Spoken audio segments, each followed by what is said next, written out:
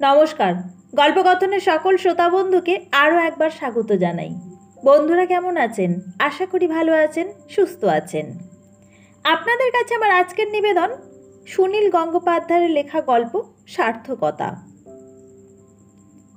বুকের কাছে দুহাত জড়ো করে মহিলাটি বললেন, নমস্কার, কেমন আছেন? চিনতে পারেন? অভ্যেসবশতই আদো হেসে বাসুদেব বললেন, হ্যাঁ, আপনি ভালো তো? অনেক দিন পর দেখা। তিনি মহিলাটির মুখের ওপর স্থির দৃষ্টি রেখে নিজের বুকের ছবি ঘরে খোঁজাখুঁজি করতে লাগলেন। মশাল জেলেও এখন পুরোটা দেখা যায় না, কিছুটা অন্ধকার থেকেই যায়। সম্পূর্ণ অচেনা মুখ, টসটসে দুটি ঠোঁট, অচেনা অচেনা চোখ দুটিতে মৃদু হাসি মাখা।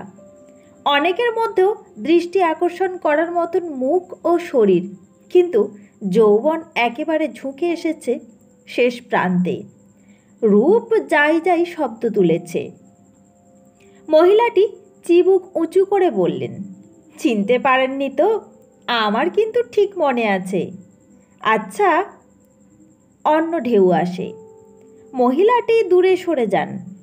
হলঘরটিতে 25-30 জন নারী পুরুষ। এদের অনেকেই বাসুদেব চেনেন না। তিনি দীর্ঘকাল বোম্বাই প্রবাসী। আজকের আপ্যায়নকর্তা তার এক বন্ধুর বন্ধু। কয়েক রকম সুরা আছে, নরম পানীয়, গান বাজনা আছে। কলকাতা হিসেবে আলাদা কোনো বৈশিষ্ট্য নেই।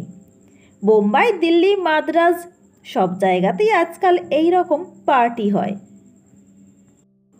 মেয়েদের নানা রকম সাজ পোশাক দেখা যায়, পুরুষদের নানা রকম রসিকতায় যোগ দিতে হয়। বাসুদেবের মনের মধ্যে একটা অস্বস্তি রয়ে গেল। কে ওই মহিলাটি? অন্যদের সঙ্গে কথা বলতে বলতেও বাসুদেব ওকেই খুঁজছেন। দূরে একবার চোখাচোখি হতেই মহিলাটি আস্তে চোখ ফিরিয়ে নিচ্ছেন। তার ভুরুতে অভ্রবিন্দুর মতন ঝিকমিক করছে কৌতুক। আগে অচেনা লোকজনের মধ্যে বাসুদেব খুব লাজুক হয়ে পড়তেন। চেহারা ছিল রোগা পাতলা, সবসময়ই যেন থাকতেন আড়ালে, কারোর সঙ্গে যে আলাপ করতে পারতেন না। এখন চেহারা বদলে গেছে অনেক, বেশ ভারী কি হয়েছেন। কিছুটা মেদ আসায় মুখের ধারালো ভাবটা সরে গিয়ে সৌম্য ভাব এসেছে। তাছাড়া সার্থকতাও এক ধরনের ব্যক্তিত্ব এনে দেয়। কলকাতা ছেড়ে বম্বের নতুন পরিবেশে গিয়ে মানিয়ে নিতে প্রথম খুবই অসুবিধে হয়েছিল, কিন্তু তার কাজের সুনামের সঙ্গে সঙ্গে অনেকে যেচে এসে খাতির করতে লাগলো তাকে। অনেকদিন পর কলকাতা এলে বোঝা যায় চেনাশোনা মানুষেরা বদলে যাচ্ছে, শুধু নিজের বদলটাই চোখে পড়ে না। সিদ্ধার্থ স্ত্রী রুমা একসময় খুব চুপচাপ স্বভাবের ছিল, কথা না বলে শুধু মৃদু হাসত। সেই রুমা কীরকম জোরে জোরে হাসছে, ব্যবহারে ককেটিস ভাব, অথচ তার মুখের চামড়ায় আগেকার ঔজ্জ্বল্য নেই। হাসতে হাসতে রুমা একবার বাসুদেবের কাছে এসে বলল, কি বাসুদা, আপনি চুপচাপ দাঁড়িয়ে আছেন? আসুন, সবার সঙ্গে আলাপ হয়েছে। এইসব পার্টির নিয়ম, ঘুরে ঘুরে প্রত্যেকের সঙ্গে কথা বলা। বাসুদেবের এখনও এতটা রপ্ত হয়নি। তিনি ঘাড় নেড়ে বললেন, হয়েছে অনেকের সঙ্গে। রুমা হঠাৎ হাসি থামিয়ে বলল, আপনি বোম্বাইতে ফ্ল্যাট কিনেছেন? আপনার তো এখন খুব নাম। গত রবিবার টাইমস অফ ইন্ডিয়ার ছবি ছাপা হয়েছিল আপনার। বাসুদেব রীতিমতন অবাক হলেন। 17 পাতায় এক কলম একটা অস্পষ্ট ছবি ছাপা হয়েছিল, তাও বম্বের কাগজে। এখানে বাসুদেব সে কথা তো কারুকে বলেননি। তুমি জানলে কি করে? আমরা কলকাতায় বসে বুঝি বম্বের খবর রাখি না? আপনারা বম্বের লোকেরা মনে করেন কলকাতাটা একটা গণ্ডগ্রাম। না না, সে কথা বলছি না। আমি বম্বের লোক নই। বম্বের লোক তো কলকাতার কাগজ পড়ে না, তাই আমি ভাবছিলাম বম্বের কাগজ এখানে। আমি লাইব্রেরিতে কাজ করি, সেখানে অনেক রকম কাগজ আসে। দেখলুম আপনি কি একটা যন্ত্র আবিষ্কার করেছেন। এর আগে সায়েন্স টুডে কাগজেও আপনার সম্পর্কে লেখা পড়েছি। আমাদের কত গর্ব হয়। রুমা যে চাকরি করে সে খবরই বাসুদেবের জানা ছিল না। আগে মনে হতো রুমা বিশেষ পড়াশোনার ধার ধারে না। জীবনের বাঁকে বাঁকে কত বিস্ময় অপেক্ষা করে থাকে। একটু আগে রুমার তীক্ষ্ণ হাসি তার খারাপ লাগছিল। এখন রুমাকে বেশ পছন্দ হলো। বাসুদা, আমি সামনের মাসে বম্বে যাব একবার। আপনার ওখানে উঠতে পারি? নিশ্চয়ই। সিদ্ধার্থর সঙ্গে একটু আগে কথা হলো। কই, ও তো বম্বে যাওয়ার কথা কিছু বলল না। ও তো যাবে না, আমি একলা যাব। বাসুদেব একটু অপ্রস্তুত বোধ করলেন। পুরানো ধারণা থেকে তিনি মনে করেছিলেন রুমা সবসময় তার স্বামীর সঙ্গেই বাইরে যায়। রুমাকে তিনি বোম্বাইয়ের বাড়িতে আমন্ত্রণ জানিয়ে বসলেন, কিন্তু রুমা কি জানে না যে সেখানে তিনি একা থাকেন? দূরের মহিলাটির দিকে বাসুদেব আর একবার তাকালেন। একবার ভাবলেন রুমাকে জিজ্ঞেস করবেন এ মহিলার পরিচয়, কিন্তু করলেন না। এক মহিলার কাছে অন্য মহিলার প্রসঙ্গ তোলা সবসময় নিরাপদ নয়। কি জানি এদের মধ্যে কীরকম সম্পর্ক। রুমা অবশ্য আর সুযোগও দিল না। সে বাসুদেবের হাত ধরে টেনে আর একজন সোনালি ফ্রেমের চশমা পরা সুদর্শন পুরুষের সঙ্গে আলাপ করিয়ে দিল। এরকম চশমা আজকাল পুরুষ মানুষদের চোখে দেখা যায় না। তবে ভদ্রলোক ভালো সেতার বাজান শুনে বাসুদেব নিশ্চিন্ত হলেন। যারা প্রকাশ্যে মঞ্চে অনুষ্ঠান করে তাদের সাজ পোশাক একটু অন্যরকম হয়ই। ওই ভদ্রলোকের মতন সবুজ সিল্কের পাঞ্জাবি পরার কথা বাসুদেব কল্পনা করতে পারেন না। সেই মহিলাটি একজন কিশোরীর সঙ্গে কথা বলছেন। বাসুদেব রুমা ও সেতার বাদকের সঙ্গে কথা চালিয়ে যেতে যেতে কান খাড়া করে ওদের কথা শোনবার চেষ্টা করলেন। যদি দু একটা টুকরো থেকে পরিচয়ের কোনো সূত্র পাওয়া যায়। পাওয়া গেল না। রহস্যময়ী মহিলাটি বলছেন কালিম্পংয়ের কথা। শিগগিরই ঘুরে এসেছেন সেখান থেকে। ক্যামেলিয়া ফুলের বর্ণনায় উচ্ছ্বসিত। কালিম্পং বাসুদেব কখনো যাননি। একজন সুন্দরী মহিলার সঙ্গে পরিচয় হয়েছিল, অথচ কিছুই মনে পড়ছে না। এটা বড় কষ্টের। ওর নামটাও জিজ্ঞেস করা হয়নি। উনি হাসি মুখে যেভাবে কেমন আছেন বললেন, তারপর আর নাম জিজ্ঞেস করা যায় না। এবারে একজন কেউ গাইবেন। কলরব প্রথমে গুঞ্জনে পরিণত হলো, তারপর ফিসফিস নীরবতা। গায়কটিকে বেশ বিখ্যাত মনে হলো। অনেকের মুখ উদ্গ্রীব, শুধু সেতার বাদকটির মুখে চাপা অবজ্ঞার ভাব। তিনি সঙ্গে সেতার আনেননি, তাকে শ্রোতার ভূমিকা নিতে হবে। গায়কটি চোখে সুরমা দিয়েছেন মনে হচ্ছে। ডান হাতের আঙুলে 3টে আংটি। এখন হারমোনিয়াম নিয়ে প্যাঁপও করছেন।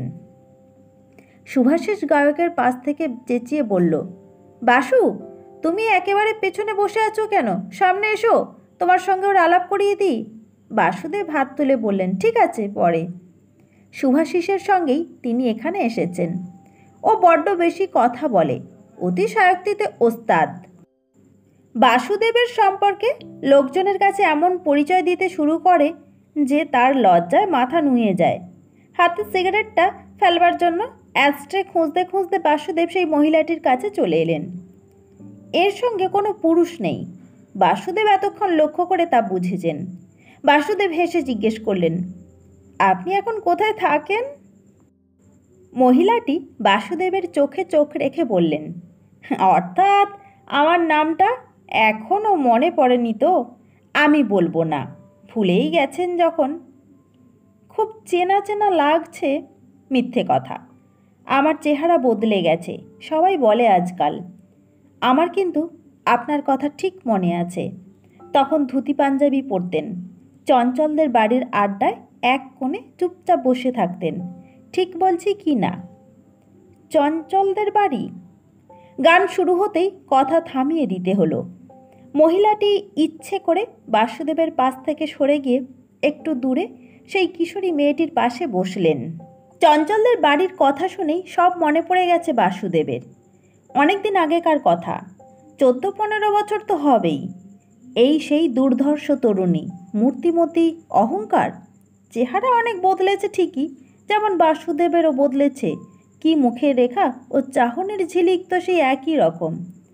নাম মনে পড়েনি, কারণ ওর কোনো নামই ছিল না। অনামিকা কোনো মেয়ের নাম হয়? অনামিকা দত্ত চৌধুরী। সুশোভন দত্ত চৌধুরীর স্ত্রী, সেই সুশোভন যিনি এশিয়ান গেমসে পরপর 2বার ব্যাডমিন্টন চ্যাম্পিয়ন হয়েছিলেন। অত নামকরা খেলোয়াড়, অথচ ছিলেন নিপাট ভালো মানুষ, খুবই নম্র আর বিনীত। অনামিকাও তো রাইফেল শুটিংয়ে অংশ নিয়েছে, নিজেই সেদিন যেন রাইফেলের কার্তুজ। চঞ্চলদের বাড়ির আড্ডা প্রত্যেক শনিবার, তুমুল এলাহি, রাত 2-3টে পর্যন্ত। সেখানে সবাই খ্যাতিমান অথবা বড় চাকুরে। বাসুদেব তখন একটা কলেজে ফিজিক্সের সামান্য লেকচারার। নেহাত চঞ্চল তার বাল্য বন্ধু বলেই সেই আড্ডায় সে স্থান পেত। চঞ্চলই ডেকে নিয়ে যেত জোর করে। অত সব নাম করা লোকজনদের মাঝখানে বাসুদেব হীনমন্যতায় ভুগত। তাছাড়া নিজের গোটানো স্বভাবের জন্য সে সহজভাবে মিশতেও পারত না। অনেকেই স্ত্রীদের নিয়ে আসতেন সেই আড্ডায়, কেউ কেউ বান্ধবীকেও। সেই সব মহিলাকুলের মধ্যে এই অনামিকা ছিল একটা আগুনের গোলা। তার সঙ্গে অন্য কারোর তুলনাই চলত না। হাসি ঠাট্টা, গান, তাস খেলা, মদ্যপান, নাচ, কোনোটাতেই তার জুড়ি ছিল না কেউ। বাসুদেবের সঙ্গে অনামিকার কোনোদিনই ভালো করে আলাপ হয়নি। কোনোদিনও তিনি ওর সঙ্গে সম্পূর্ণ একটি বাক্য বিনিময় করেছেন কিনা সন্দেহ। বাসুদেব ছিলেন পিছনের সারির মানুষ, তিনি দূর থেকে দেখতেন। তিনি ধরেই নিয়েছিলেন অনামিকার মতন নারীরা বাসুদেব মজুমদারের মতন মানুষের বৃত্তে কোনোদিনই আসবে না। ওরা অন্য বাতাসে নিঃশ্বাস নেয়। তবু বাসুদেবের আকাঙ্ক্ষা ছিল, গভীর দুঃখবোধ ছিল। অনামিকাকে তিনি নিজের মতন করে চেয়েছিলেন। সে অন্যরকম চাওয়া। পরস্ত্রীর প্রতি লোভ করার স্বভাব ছিল না তার। ছেলেবেলা থেকেই বইপত্রের মধ্যে মানুষ হয়েছেন, মেয়েদের সঙ্গে মেশার সুযোগ পাননি। অনামিকার অহংকার, ছটফটানি আর সব কিছুর মধ্যেই একটা চমৎকার সারল্য ছিল। কেউ কোনো মিথ্যে কথা বললে অনামিকা দারুণ বিস্ময়ের শব্দ করে উঠত। কেউ আড়ালে অন্য কারোর নিন্দে করলে অনামিকা খাঁটি ভৎসনা সুরে বলে উঠত, ছি, এসব কি? অনামিকার ডান হাতে জ্বলন্ত সিগারেট, বাঁ হাতে মদের গেলাস। তবু কোনো রকম অরুচিকর কথাবার্তা শুনলে তার মুখে একটা বেদনার ছায়া পড়ত। সে বলতো, আমি কিন্তু তাহলে এখানে আর থাকবো না। তোমরা আনন্দ করতে জানো না, খারাপ কথা বলো কেন? অনামিকার সারল্যের ঝাপটায় অন্যরাও বিশুদ্ধ হয়ে উঠত। এই সারল্যের সঙ্গে রূপ মিশে যে মাধুর্যের সৃষ্টি হয়েছিল, বাসুদেব চেয়েছিলেন সেই মাধুর্যের ভাগ নিতে। শারীরিক স্পর্শ নয়, শুধু মাধুর্যের ছোঁয়া। অনামিকা তার সামনে এসে বসবে, তার সঙ্গে অন্তরঙ্গ সুরে কথা বলবে। কোথাও কিছু হারাবে না, কিন্তু অনেক কিছু পাওয়া যাবে। কিন্তু সেরকম পাওয়া যায়নি। অন্যান্য চৌখস পুরুষরাই সবসময় অনামিকার সামনে থেকেছে, বাসুদেব পড়ে থেকেছেন পিছনের সারিতে। অনামিকার চোখে চোখ ফেলতেও পারেননি ভালো করে। সেজন্য অবশ্য অনামিকাকে দোষ দেওয়া যায় না। শুধু চঞ্চলদের বাড়িতেই নয়, অন্য যে কোনো জায়গায় গেলেই অনামিকার ওই মাধুর্যের জন্য তৃষ্ণাটা জেগে উঠত বাসুদেবের মনে। অন্য নারীদের সঙ্গে সে অনামিকার তুলনা করত মনে মনে। যেখানে মানুষ সবচেয়ে একা থেকে সেই বাথরুমে বসে সে ধ্যান করত অনামিকার। সর্বভারতীয় একটি বিজ্ঞান মেধা প্রতিযোগিতায় একটি যন্ত্রের মডেল পাঠিয়ে প্রথম স্থান অধিকার করেন বাসুদেব। 50,000 টাকা পুরস্কার পান। সেই সুবাদে বম্বে থেকে ভালো চাকরির আমন্ত্রণ। তারপর কলকাতা ত্যাগ, তারপর ব্যস্ত জীবন। 4 বছর বাদে একবার চঞ্চলের বাড়িতে এসে দেখেছিলেন আড্ডা ভেস্তে গেছে। চঞ্চল ট্রান্সফার হয়ে গেছে দুর্গাপুরে। বম্বেতে প্রথম গিয়ে সমুদ্র দেখেও অনামিকার কথা মনে হয়েছিল। সব সৌন্দর্যের মধ্যেই একটা মিল থাকে। সমুদ্রকে যেমন কেউ নিজের বাড়ির চৌবাচ্চায় আনতে চায় না, সেই রকমই বাসুদেব অনামিকাকে তার ব্যক্তিগত জীবনে নিয়ে আসতে চায়নি। শুধু তার রূপের মাধুর্যই তিনি চোখে নিতে চেয়েছিলেন। কলকাতা থেকে চলে আসার পর অনামিকার মুখচ্ছবি যেন বেশি ঝকঝক করত তার মনে। অনেক দুঃখ, ব্যর্থতার মুহূর্তে ওই মুখ মনে করে তিনি শান্তি পেয়েছেন।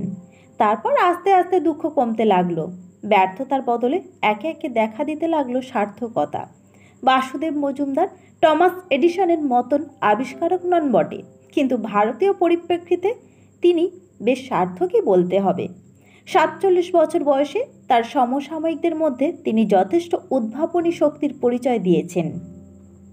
বেশ কয়েকটি মৌলিক যন্ত্রের মডেল তিনি তৈরি করে বৈদেশিক মুদ্রার সাশ্রয় করিয়েছেন নিজের দেশের। আর এই সার্থকতার সিঁড়ি দিয়ে উঠতে উঠতে তিনি হারিয়ে ফেলেছেন সৌন্দর্য তৃষ্ণা। অনামিকা কবে যে মন থেকে হারিয়ে গেছে তিনি খেয়ালই করেননি। এই সেই অনামিকা যাকে দেখলেই একসময় বুক কেঁপে উঠত। আজ তাকে দেখে তিনি চিনতেই পারলেন না। বাসুদেব কোনোদিন অনামিকার চোখেই পড়েননি, অথচ অনামিকা তাকে মনে রেখেছে কি করে? অনামিকা তাকে লক্ষ্য করত তাহলে? অনামিকার মনে তার জন্য একটু স্থান ছিল? ধুতি পাঞ্জাবি পরা সাধারণ একজন কলেজের লেকচারার, যে মেয়েদের সঙ্গে চোখ তুলে কথাই বলতে পারত না, তাকে অনামিকার মনে থাকবে কি জন্য? এবারে এক ঝলক মনে পড়ল, সুশোভন দত্ত চৌধুরীর কি যেন একটা অ্যাক্সিডেন্টের খবর তিনি পড়েছিলেন খবরের কাগজে। বেঁচে আছে না মরে গেছে, এসব কথা কি এখন জিজ্ঞেস করা যায়? তিনি চিনতে পারেননি বলে অনামিকা কি অপমান বোধ করে চলে গেল এখান থেকে? বাসুদেব এবার ভাবলেন উঠে গিয়ে অনামিকার খোঁজ করবেন, কিন্তু উঠলেন না। তার ভয় করছে, তার বুক কাঁপছে। তিনি বসেই রইলেন মুখ নিচু করে। আপনারা শুনছিলেন সুনীল গঙ্গোপাধ্যায়ের লেখা গল্প সার্থকতা। গল্প পাঠ ভালো লাগলে ভিডিওতে একটা লাইক দিতে ভুলবেন না। আর আপনি যদি আমার চ্যানেলে নতুন হয়ে থাকেন তবে অবশ্যই চ্যানেলটিকে সাবস্ক্রাইব করে পাশে থাকবেন। সকলে খুব ভালো থাকবেন। ধন্যবাদ।